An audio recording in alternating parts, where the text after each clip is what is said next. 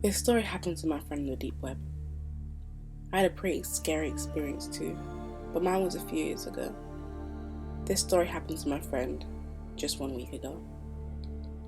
For those who don't know, the deep web is pretty much the internet that isn't indexed by search engines like Yahoo, Google, Bing, etc. It can only be accessed by special software such as Tor. To give you some context, this is the friend that showed me how to get on the deep web. He's always been really fascinated with it, but after my horror story experience with deep web hackers, he pretty much took a long break.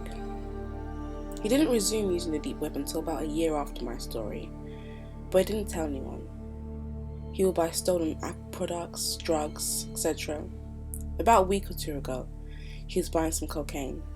It wasn't from the seller he usually buys things from though, but it was really cheap. So he gave the seller his address and a fake email so they could stay in contact until the deal was done. He wasn't too worried, this guy seemed professional. It was the same procedure for most of his purchases. My friend told him to ship it in a movie case or something that his mum wouldn't expect to have drugs in. This was probably his biggest mistake. He let the man know he was just a teenager, but my friend isn't the most careful of people. A few days later, his mum walks in the house and hands my friend a movie that he had ordered online. He took it and opened it up, but inside there wasn't any cocaine, just a piece of folded up paper. He opened it up and read, "There's been a problem. Email me for details." At the bottom, and a man had left a new email for my friend to contact. My friend got on his email and asked the guy what the problem was. He responded, "Something has happened. If I were to send it to you, it could be traced back to me, and we will both be caught. Meet me at the elementary school at 7. We'll just do it in person." The school wasn't too far away, so my friend told his mum he was staying the night at my house, and he headed off to meet the man. He called me and asked if I could be there with him, but I was really busy with my schoolwork, so I said I couldn't. I did tell him to take a knife or something though, just in case things went wrong. When he got to the parking lot outside the school, he heard a car honking its horn. He saw it was a Jeep, but the plate had been covered up by duct tape, and the windows were tinted very dark. The man got out of his car and gave my friend the drugs, and my friend paid him. It seemed like everything went fine. My friend got in his car and sat there a bit in order to call and tell me everything went fine. He noticed when he had hung up, the man was still there though. Why was he waiting? He didn't think too much of it and drove off. When he got to the first red light, he noticed that the man's car was right behind him. He was starting to get a little nervous but kept driving. When he reached his neighborhood, the man was still following him, so he decided it would be a bad idea to lead him to the house. He instead turned into the next neighborhood and took a whole bunch of random turns, hoping to lose the man. Eventually, he no longer saw the car, so he pulled the car into his garage and called it a day. That night, he noticed the sound of a car engine. He looked out the window and saw the man's car, parked in his driveway. He got wide-eyed and snuck downstairs and peered through the window. Inside the car, the man was smoking a cigarette and talking on the phone. But in the passenger seat, he also saw a second man. The second one was a lot more suspicious looking, even more so than the shady drug dealer man. This second one had messed up hair, a trashy shirt, and while it was hard to see, my friend could almost make out a scar, a massive burn on the side of his neck and on his face. He kept watching the two men until the second man began to look out the window, more and more often. Eventually, he was just staring at the window my friend was watching them from. My friend decided he had had enough and was going to call the cops. He didn't care if he would get in trouble at this point. He moved away from the window and called the police, who told him to grab a weapon or something to defend himself and wait for the police. He had waited for about 5 minutes and he saw a figure quietly come out of his mum's room, who was still sleeping. The man shut the door behind him and noticed my friend had seen him. The figure sprinted towards my friend with what looked like a knife raised in his hand. My friend grabbed a pot from the nearby table and threw it at the figure. It hit him in the face and shattered. The figure screamed and fell to the floor. My friend turned on the lights and saw the second man with the burn rolling on the floor. His face was covered in blood and shards of glass were sticking out. His right eye had tons of blood pouring out. He must have been hit pretty hard as the man began to slowly get up. My friend grabbed the kitchen knife and drove it into the man's shoulder. Another scream could be heard by the man. The man began to stumble over to the front door. When police sirens could be heard, both men were caught on sight, but my friend's mum had been killed. Her throat had been slit, and she had 23 stab wounds and duct tape covering her mouth. My friend was arrested too for drug possession, and his trial is coming up, but he lost his mum because of it, so I don't think he'll be buying drugs from Deep Web ever again. I need help. Any help. She lived with me as long as I can remember. She was shy at first. When she spoke, it sounded like an angel was speaking to me. So soft, so serene, beautiful. It was like she put me in a trance. When I was 5, I remember she got me in trouble. She begged me not to tell anyone what she'd done, and I refused to break my promise to her, so I took my punishment. The belt left welts across my skin. She promised me she'd never let anyone hurt me again. She was fine after that, at least I thought she was. We would play, draw, sing, colour, things children do. Her smile made everything feel right.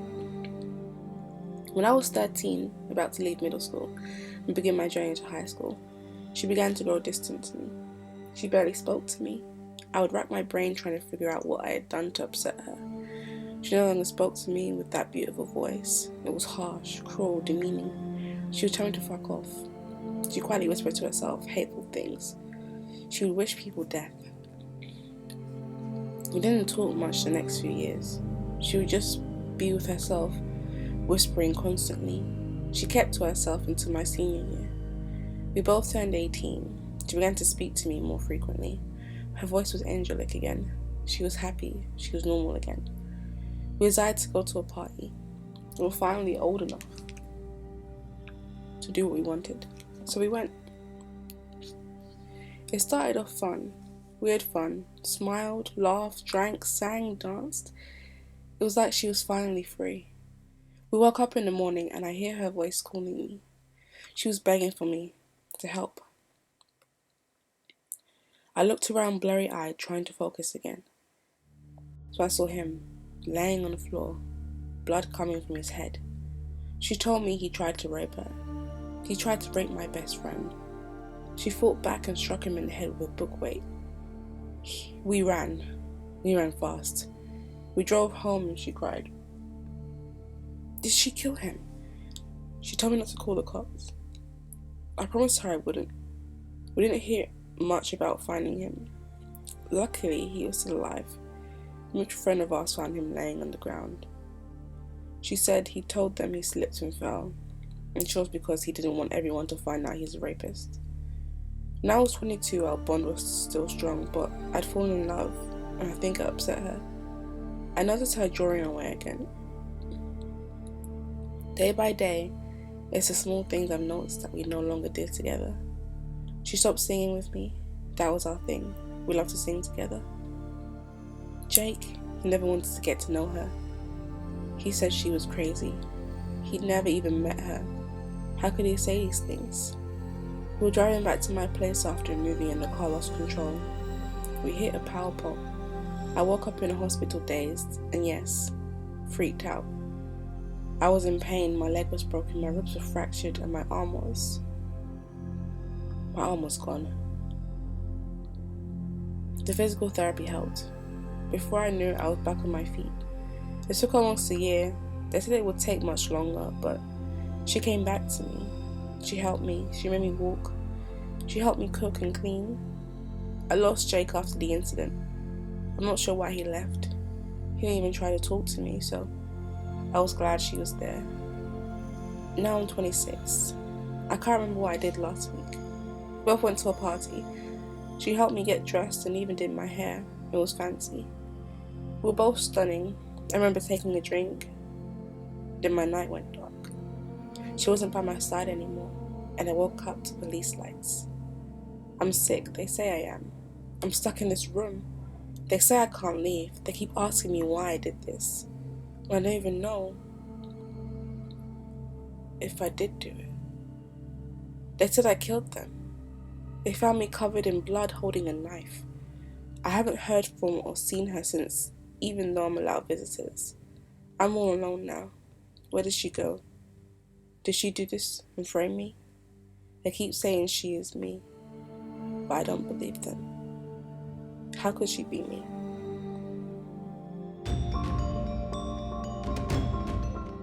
I'm a trail runner. To get in the hours and hours of running that it takes to train for a race, I end up spending a lot of time alone in the woods. As a 29-year-old man, I'm not really worried about getting raped or anything. I'm used to all the normal forest noises that would startle most people. I hardly even flinch now when a deer springs from hiding just a few feet from me. In the fall and spring, when the days are fairly short, I often run along the dark just with a headlamp. It can get a bit creepy at times, but I figure that there's nothing out there that wouldn't be as scared of me as I am of it. That is until yesterday. After yesterday, I'll never run in the woods alone again. There's a ski resort near my home that's covered in beautiful rough trails. I do most of my running there and in the surrounding wilderness. Yesterday I was out for a long run. I was 2 hours into it and the sun was about to set over the mountains. I only had a half hour left to go and I was glad it would still be somewhat light when I reached my car. I could feel the air getting cooler. The low sun was still casting a warm glow on the aspens and the tall grass. I was running at an easy pace, lost in my thoughts, and not really paying much attention to anything when I rounded a corner and saw a woman walking on the trail ahead of me. It startled me lightly to see her, because I normally don't see anyone on the trails this time of day. I was facing the sun, so all I could see was her silhouette with a halo of sunlight making her outline glow. She was skinny and wearing a sundress.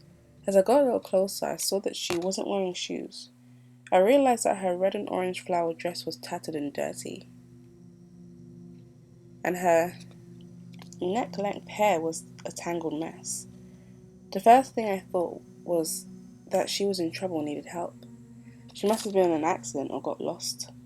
I decided I'd stop and help her to get to the trailhead. When I got about 8 feet from her, she turned around to face me. When I saw the face, I let out a gasp of shock and immediately stopped running. It was a man. Now that I was very close, I could plainly see the lean, stringy muscles in his slightly hairy arms and legs. His ratty hair was sandy coloured and he had a matching short, patchy beard. I didn't know what to say. I suddenly felt very uneasy. I've always been a little uncomfortable around mentally ill people. It was obvious to me that he wasn't right in the head. But what was really getting to me was the way he looked at me. It was like he'd been waiting for me for a long time and so excited to see me. I didn't want to help him anymore. I just wanted to get away. He was just staring at me, blocking the trail. I said, "Excuse me, can I get past you?" He looked me up and down for a few seconds without a word, tilting his head from side to side like a curious animal. Then he said, I like this one." He spoke slowly and quietly like he was talking to himself, still studying me. His voice was high and calm. "You like what?" I said. He opened his mouth in a kind of excited smile and I could see that all his front teeth had been ground to a point. I went from uneasy to starting to worry for my safety. "Will you please move?" I said. My voice was shaky. He didn't respond, so I started looking at how to get around him. The trail was narrow and lined with thick scrub oak bushes. I was ready to start crashing through the bushes, which would inevitably leave my legs a scratched bloody mess, when he spoke again. "Shall we have a chase?" he said. No thanks," I said. "I'd really just like to." "Yes," he interrupted. "I think we'll have a chase." And he started to slowly walk toward me. I backed up and took the small fixed knife that I always run with out of my pocket. I'd never had to use it before. I pulled it out of its plastic sheath and suddenly felt that a 3.5-inch blade isn't a significant weapon. I pointed it at him anyway. It felt strange to threaten another man with a weapon, like I was overreacting. I stopped walking backward and yelled, "Move!" He stopped and stared at me. "We will have a chase. It will run," he said calmly. "No, please move," I said, as I decided that I would actually stab him if he came any closer. "I will make it run," he said, and started walking toward me. I lifted the knife over my head and stabbed downward at him, not really thinking about where the best place to stab was. He put his right arm up to block, and the knife went through his forearm. I pulled the knife out and stepped back. I should have stabbed him again, but I stood there staring and thinking, "Oh God, I just stabbed a crazy homeless person." He just stood there staring at me with his arms at his sides. His face had changed though. He now looked like he was trying to contain some extreme rage. "I will run now," he said calmly through his clenched pointed teeth. Blood was dripping off his fingertips from the wound on his arm. "No, if you don't move, I'll stab you again. Run!" he bellowed. His voice was loud and intense this time. His face was shaking and red with rage. I lost any composure I had and started sprinting away from him at my top speed. My legs felt like bricks, and I remembered that I had already been running for 2 hours. After a few minutes, I looked over my shoulder and didn't see him. My lungs and legs couldn't take any more sprinting, so I slowed to a jog. I started thinking about how I was going to get out of there. The man in the dress was blocking the way to the trailhead. I could keep going through the way I was and loop back to my car on the trail, but that was at least 10 minutes, and I didn't think I could make it. I tried mentally recalling every map of the area I'd seen, hoping to think of some trail that would get me to my car quickly. I couldn't think of one. I didn't want to bushwhack because the foliage was really dense and nasty, but I decided it was probably my best option given the situation. I stopped running and looked behind me down the trail. Still no sign of the man. I thought maybe he'd given up, but I wasn't going to risk running into him again. I estimated the direction to the trailhead and started struggling through the scrub oak. The sun was down behind the mountains now, and it started to get darker. After a few minutes of bushwhacking, I stopped at the edge of a small clearing to try to reorient myself. I was starting to get nervous because if it got dark, I wouldn't be able to see the mountain, and the mountain was the only thing I could use to gauge my location. I realized if I stayed off the trail, I would be lost in a matter of minutes. I was scanning my surroundings, trying to decide what to do, when something emerged from the trees on the other side of the clearing. It was the man in the dress. He was smiling. His dress was so ripped up now that there wasn't much left. How did he get there, I thought. He must be much faster than me off trail. He took a quick step toward me. I turned and ran in the direction I had come from, towards the trail. I was able to run now because I had already broken a path through the bushes. I reached the trail and sprinted in the direction of the trailhead. I was praying I would be fast enough to get away from him before he was able to get back to the trail. I wasn't. When I rounded the corner, when I first saw him, he was there, staring and smiling. I was exhausted at this point. I didn't think I could escape him by running. I decided to fight him. I was a little taller and a little more muscular than him, and I had a weapon, so I thought I should be able to beat him. I don't know why I was so scared of him. He was just so wild. He was ready to stab when he suddenly sprinted at me. I lifted the knife, he dove at me. I aimed for his back, but I was too slow and his shoulder hit my chest with amazing force. I had the wind knocked out of me, and as I hit the ground, I felt dizzy. I couldn't see straight. I felt him climb on top of me and hold me down by my shoulders. I tried to fight him off, but he seemed impervious to my blows. He wrapped a hand around my neck and pressed down. I couldn't breathe. I felt my blood straining to get through my neck. The edges of my vision started to go black. I realized that if I passed out, I'll die. So I started frantically searching the ground with my hands for something to hit him with. I felt the handle of the knife that I dropped when he tackled me. I clenched my fist around the knife and swung at his head. I hit something soft. I swung again, and I felt it break through something hard. He grabbed my knife hand and bit my forearm. I screamed in pain and dropped the knife as I felt his sharp teeth easily slice through my muscle. I got my leg up under him and pushed him off me. As soon as I stooped up to run, he grabbed my foot. I pulled away from him, but I stumbled and stepped back in a hollow hole. I felt my ankle crack, and I knew it was broken. He gripped my ankle as I tried to frantically crawl away. I could hear him grasping and gurgling behind me as he gripped my leg with both hands. He pulled on my foot and sunk his teeth into my calf. I rolled over and looked back at him.